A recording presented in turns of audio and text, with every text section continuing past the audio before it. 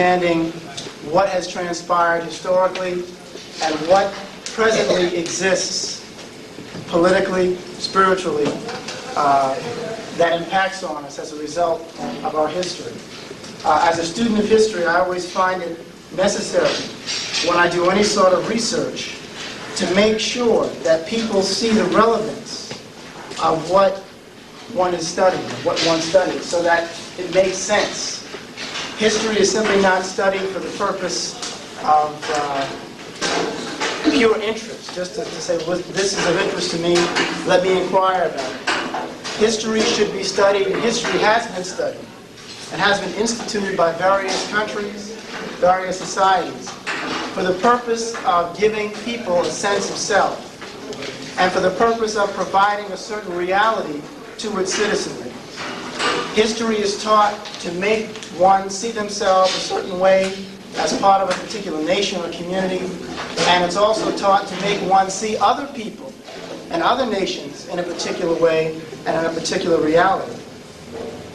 Given that, when one proceeds to take a look at European history, which is what I started to do as a history student at Gettysburg College, is one begins to see the presence and the significance of Africans within European history that is rarely, if ever, discussed. I think it's amazing when one goes into, say, a world history class, and the class is allegedly world history, and yet when people begin to listen to the lecturer, you hear a lot of European history. Or you may get what we have at Temple known as an intellectual heritage class. Intellectual heritage implies the history of intellectual development and ideas. But inevitably, you are compelled to sit and listen to almost 4 months of listening to only European ideas and European philosophers and European achievements. Now, one of the things, for example, that our department, African American Studies, is committed to doing is to make sure that people recognize the centeredness of whatever history or whatever information they present or study, and to do it honestly. If you're going to enter a class and the class is going to be European intellectual heritage, then say, this is a European intellectual heritage class. Don't assume that the hegemony that exists is not there. Hegemony meaning a predominance of a particular historical presentation. Having said that, I remember sitting in a European history class and hearing about Othello. My own family background, my father is from Cuba. My mother's family, my great-grandfather, was from southern Spain. His name was Pintes. But yet he was always described as being very, very dark, or moros, or morisco, which means very dark.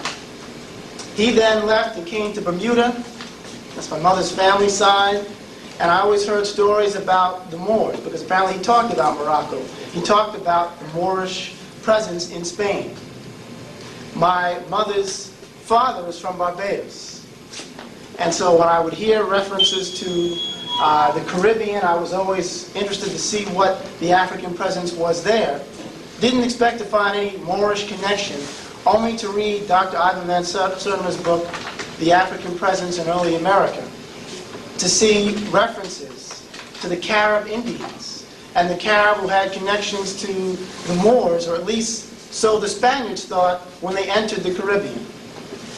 So these are things that have since come about as a result of studying and finding out more. But my rooting, my grounding, is in looking at the impact of the Moors, of African people, on Europe, intellectual development, spiritual development, and cultural development. When you start to look at the Moors, you find out that the African presence in the form of the Moors in Europe empowered the Europeans intellectually. When you start to look at the significance of the Moors in Europe, you find that the presence of the Moors empowered Europe spiritually in ways that a lot of us may or may not recognize. You find that the Moors empowered Europeans politically because of fighting and so forth between different Moors themselves, and of course the exacerbating of these tensions by certain European powers. So first off, to begin, who are the Moors? The Moors are an African people who came primarily in the medieval period from the areas of North and West Africa.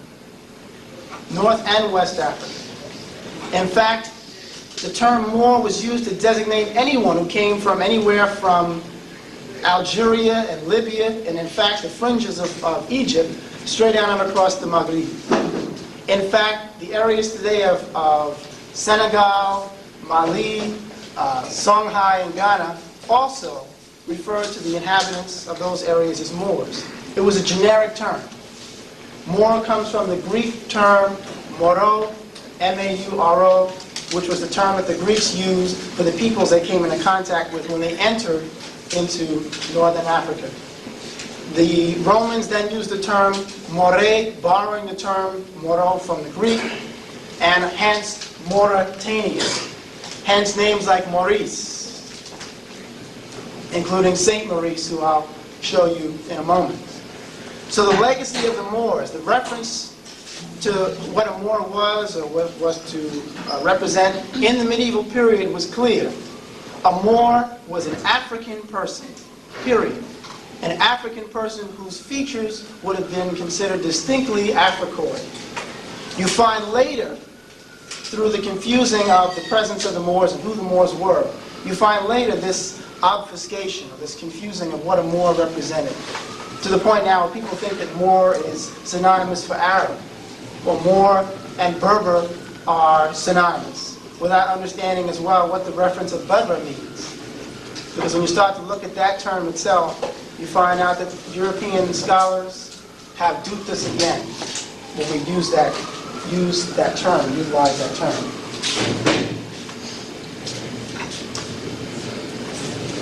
As I mentioned, the Moors, who come into contact with the Europeans on a large scale, 8th century, 710, an army from North Africa and Northwest Africa under the direction of an Arab general by the name of Tariq, has as one of his lieutenants an African general, a Moor named Tariq.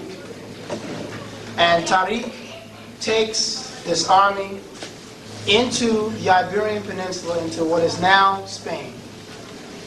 And in the course of a year, takes control of the entire region, all of what is now Spain and Portugal. The Moors get as far as Toulouse in France, and the legacy and the presence of the Moors begins. When the Moors came into the area, they found a society which was primarily dominated by a group of people known as the Visigoths and the Vandals. The Visigoths and the Vandals are a Germanic people, or European people. If you want to know anything about what their sense of culture or civility was, we see a living remnant in the use of the term Vandal for contemporary destruction of property and mayhem and rape, pillage, and burn concepts. So in terms of what sort of reality they practiced, what sort of level of culture, for the most part, the Visigoths and the Vandals were not what you would consider, quote-unquote, civilized. When the Moors came in, they found that these people had a practice known as the Ius Malatractandi. The Ius Malatractandi is a medieval Latin reference known as the evil usages. Under the evil usages, if I was a Visigothic king or prince and I chose to take something that you possessed, all I had to do was pay a fee. That included your property, that included your wife, that included anything you owned. So I'd say, well, I like your land and I like your estate. I think I'll have it. So I'd go, if I was of royal ancestry, you had to be part of the royalty, or of course part of the burgesses, and you go to the king, and the king would open the book and say, well, for X amount of money, pesetas, you then can take so-and-so's property, land, wife, etc. You had a situation where the Visigoths, under the Ius Malatractandi, also would engage in all kinds of torture against women, children, etc. And again, based on not so much criminal activity, but based on also greed. You had something I wanted, I took it, and I paid the fee. Something known as a koima, or kalumna, which was the fee that you paid to get something. As a result of this kind of reality, many historians have pointed out that the presence of the Moors coming into Spain, was not so much simply a decision to invade for the purpose of either spreading Islam or simply gaining control of the area. But many people pointed out that there were large groups of Jews who were in the Iberian Peninsula, who were under the control, under the subordination of the Visigothic kings, who were quote-unquote Christian, who then decided that they needed some outside help. And this Jewish group, which we call today the Sephardic or Sephardim, something that sometimes we may confuse, is kind of recognized being Jewish as being part of a singular race, or being part of a European group. But African, North African Jews are referred to as Sephardic or Sephardim in terms of their ethnicity. This group, which was within the country, had asked the Moors, had sent emissaries into North Africa, and asked the Moors about what their intentions were, because they were catching hell in the Iberian Peninsula, and things looked right for control and subordination in the Iberian Peninsula, and kind of invited and begged the Moors, to a certain extent, to come into the area, to free them, in essence. So you have historians who talk about that element. Then you have another element which refers to the Moors going in because they chose to get control of the region for the purpose of expanding the borders of Islam and getting more land in general in use for agriculture and so forth. Excuse me, before I go on, did you have any? No, all your questions, please. Just go ahead. Okay. All your questions. So, given this, the Moors enter the area in 710 and are controlled by 711. The Moors also enter into Sicily and Crete. In 827, they enter Crete, and they're there until 961. The impact upon the culture of the inhabitants of Spain, of what is now Spain, Portugal, Crete, Sicily, etc., would include the following. The Moors set up a postal system. They become the backbone of metal, wood, leather, wool, and the silk industries. They have a sewage system and latrines with hot and cold running water by the 10th century. Lighted streets. They're practicing food preservation through dehydration, preserving wheat for as long as 100 years. In fact, a man named Ibn al-Aswan, writing in the 12th century, wrote a book on how to preserve corn oil, how to preserve various fruits and vegetables through the process of dehydration.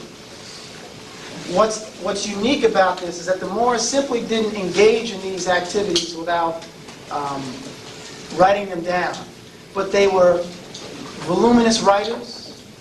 They also, as we will see, set up a system of libraries and a book-selling system where these books and materials are made available not only to the population of Andalus, but the people beyond those borders. The Moors introduced new agricultural and irrigation methods which made the land vastly more productive than it had been under the Romans, and certainly under the Visigoths. They made algebra an exact science and founded plane and spherical trigonometry, which never existed among the Greeks. Pharmacology, surgery, cauterization, ophthalmic surgery, lithotrides, which is the destruction of kidney stones, and the establishing of a licensing exam for physicians were a part of Moorish society, what the Moors instituted into the region. Meanwhile, Europeans are relying on charms and amulets, visits to holy shrines. You had people going to a cathedral in Chartres in order to get well. If someone was said to be sick, they would either, generally, the treatments were as follows. Either you would simply pray for the person and take them to a holy shrine, or you would leech them. You know what leeching is? You basically bleed, you cover someone in leeches and then hope that it sucks all the impurities and so forth and everything out of the person, and it did, along with life itself. The Moors also were using monkey skeletons imported from Africa when cadavers weren't available. What does that then tell us about what the Moors knew anatomically, physiologically? It tells us that the Moors were obviously aware of some sort of physiological and anatomical connection between primates and humans. Now, I'm careful on this because I will say this. The Moors didn't say that people descended from apes. I leave that to Charles Darwin because I think there's something else, there's something quote-unquote Freudian about that. That's the whole nother topic. But the Moors simply said that there was or recognized there was an anatomical and physiological correlation between primates and humans. For that reason, if you were practicing as a surgeon, which the Moors excelled in, you could use certain sorts of primates to figure out where certain things were. And that way, when engaged in any kind of medical practices, you knew what the body structure was. As Europeans, who are also a part of the society, because now you have, again, Visigoths and Vandals, who are quote-unquote Germanic people, who are living in the area, who are taken control of, in terms of the nation itself, by the Moors. But what happens is, these people begin to recognize the impact of these Moors on developing their own civilization, and they begin to consider the Moors as almost, in many cases, supernatural or superhuman in terms of their understanding of certain science and their understanding of the natural world. As a result, they then begin to try to enter and study with the Moors. The Moors do not establish a system where they exclude anyone from the madrasas. The madrasas are the schools. Schools are open to all. They don't care if you're Muslim, Christian, or indifferent. The school's open to everyone, and as a result, the quote-unquote Spaniards, and they become Spaniards later, because obviously at this point there is no Spain, but the people who become the Spaniards end up studying Moorish philosophy, Moorish sciences, and making use of this, ultimately, for their own social and political aggrandizement later. As a result, people beyond the borders of Andalus, which is what the Moors called the Iberian Peninsula, begin to hear about what's happening in Moorish Spain. So people start to come into the area to study. You have a nun writing in a German province in Saxony about the Moorish cities as being the jewel of the jewels of the world. The major cities, Cordova, Seville, Toledo, Granada, those areas become central centers for study of Moorish philosophy and science, and Europeans are flooding the borders. As long as they come in peace, as they say, there's no problem.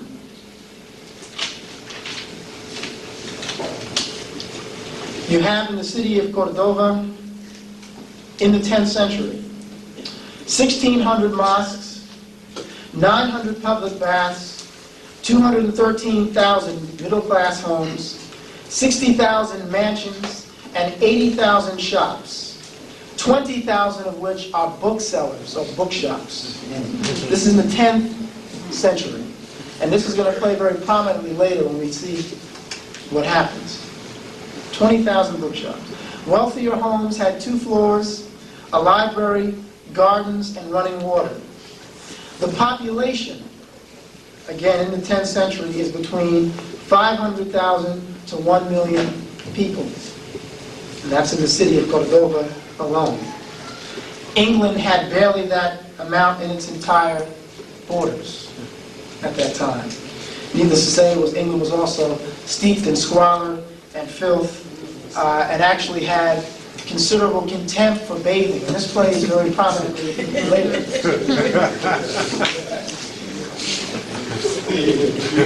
I don't know if you've ever seen this book, but I think, by all means, you might call this the equalizer. Because when Europeans find out about their own history, their own love affair with dirt,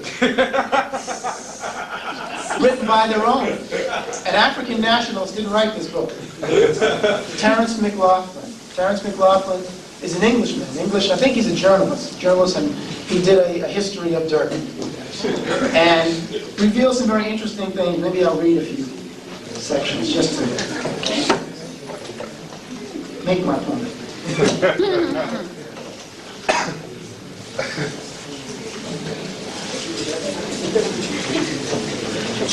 McLaughlin is describing the monasteries, and he points out that the monasteries were considered the cleanest places initially because the monks bathed, well, I should say changed their clothes once a year. That was considered clean.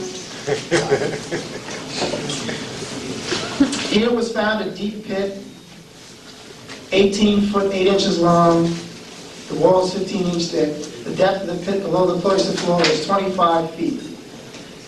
Filled in the pit were old gowns torn up by the monks and used as toilet paper. Evidence too that the monks suffered from digestive troubles as a result of not having bathed but once a year.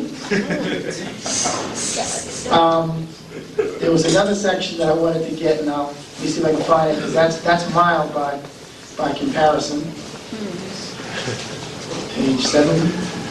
See, these are the books that I never came across in history class. I was studying history, European history, and nobody talked about this. This is the beloved King James.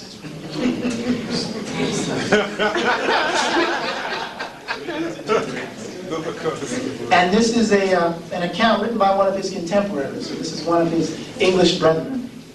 In describing him, he says, his beard was very thin, his tongue too large for his mouth, which made him drink very uncomely, as if drinking his tongue, which came out into the cup of each side of his mouth. His skin was soft as taffeta sarcenet, which felt so because he never washed his hands, only rubbed his finger ends slightly with the wet end of a napkin. His legs are very weak, having had, as some thought, some foul play in his youth, or rather before he was born, that he was not able to stand at 7 years of age. That weakness made him ever leaning on other men's shoulders. His walk was ever circular, his fingers ever in that walk, fiddling about his codpiece. Now, that's an interesting point itself. He tells us earlier that King James would also wear his clothes until they were falling off of his body. He wore his clothes unto rags. Which King James? King James the First. Okay, as long as it's not the one that the Bible. As long as it's not the one who wrote the Bible. Why? He did the same thing. Yeah, that's another lecture. We're told also that in the centers, in European centers, particularly in areas like Sicily, where there was a large Moorish presence in the 13th and 12th century, we're told that the Moors, who had reintroduced the concept of bathing to some of the Italians, but to some of the other European peoples, there was no reintroduction of bathing. There was no bathing. The Angles, the Saxons, the Picts didn't bathe. The Italians, the Romans bathed. They had bathhouses. When Rome fell, that was it. The Romans stopped bathing as well. So in the case of the Moors, they reintroduced this, but for some reason, the Anglo-Saxons and the Picts and the people who now we recognize as the Brits considered bathing as something that was self-indulgent. And people were actually killed. You could be killed if you were caught bathing. Now that plays a very prominent role again because we consider the relationship between hygiene, prevention of disease, etc. We see the relationship here. In fact, Frederick II, who was one of the patrons of some Moorish scholars who were under his, within his court, who he had hired, he was so intrigued and so immersed in Moorish philosophy and science and ideas, including bathing, that the Pope and the Vatican considered him to be a Muslim, or considered him to have renounced the Holy Catholic faith because he was operating outside of Catholic dogma at that time. Now, scholars, Moorish scholars, who begin to make their way, by way of their texts, into European centers, European schools, cathedral schools as they were called, were individuals such as Abu al-Walid ibn Rushdi, also known as Averroes, Ibn Sina, also known as Avicenna, Ibn Zar, also Ibn Zur. These individuals are writing books on everything from medical science to philosophy. And the books, after having been written within the Moorish centers, within Moorish schools, are even translated into the developing European languages and then sent into other countries, and sent into France, sent into Spain, into other parts of England, and into what was the Germanic states at that time. So all this information is making its way outside of Al-Andalus and into European centers. Averroes, who lives in the 12th century, is born in Cordova. He's a philosopher, physician, mathematician. He wrote a book which describes and illustrated in great detail the function of the retina of the eye, among other medical findings and practices. His text, which in 1215 is translated into Latin and used extensively at such schools as Chartres, which becomes the University of Paris, Bologna in Italy, and Naples, University of Naples, which we'll talk about in a moment, Oxford, and other universities. This becomes the cornerstone of the medical studies. His writings, his books. It also ends up finding its way into into the church dogma by way of Thomas Aquinas, as we'll see shortly. Another scholar by the name of Avenpace, which is what the Europeans call him, they anglicized his name. His name was Abu Bakr ibn Baha, born in Saragossa in the 11th century, prompted the interest of a scientifically emaciated European group or culture. Avenpace was also a geologist, and he performed various studies on the Earth's crust, stratified rocks, and classified minerals. His texts, too, are extensively translated. Abu Marwan ibn Zur, known as Ibn Zur, was Averroes' medical teacher, a civilian-born Moor who wrote on tumors, abscesses, and therapeutics. He was a physician to the Almohad and Almoravid courts, and his text, Kitab al-Taysir, talked about pharmacy and nutrition, and this is translated into Latin in 1280 and also used at the major medieval schools of Europe. Now again, what's significant about the Almoravid and Almohad courts that he works for is that you have a situation where the first wave of Africans, as well as some Arabs, come into the Iberian Peninsula in the 8th century, in 710, 711. For the next 2 centuries, waves of more and more Africans, primarily Africans, are coming into the area and Africanizing the general public, including the Europeans in terms of, including lineage, and also in terms of ideas. As a result, the Almohads and the Almoravids, who come from the area of Mali, Ghana, and Songhai, are a dynasty that's established in the 11th and then 12th centuries, which adds another wave of Africans. So if the first wave wasn't enough, you have 2 more waves, which again bring more African blood and bring more African ideas, African cosmology, which we find then manifesting itself in an African way in Andalus, and this is something that I should stress. Moorish Spain, even though this is an Islamic nation or Islamic kingdom, does not have the same sort of practice or the same sort of cosmologies that predominate in other parts of the Islamic world. The Moors introduce a concept of Islam which actually starts to look more like ancient Kemetic concepts or cosmologies, which in fact I can't talk about in great detail at this time, but I'll mention this now. Dr. Van Soderma and myself just finished writing a book on the Moors, which will be coming out in September. So I would direct you, if you get a chance, see it in the library or whatever, to please pick it up, and then you can read through that section. But the Moors have a particular brand of Islam, which manifests itself in other parts of Spain and other parts of Europe.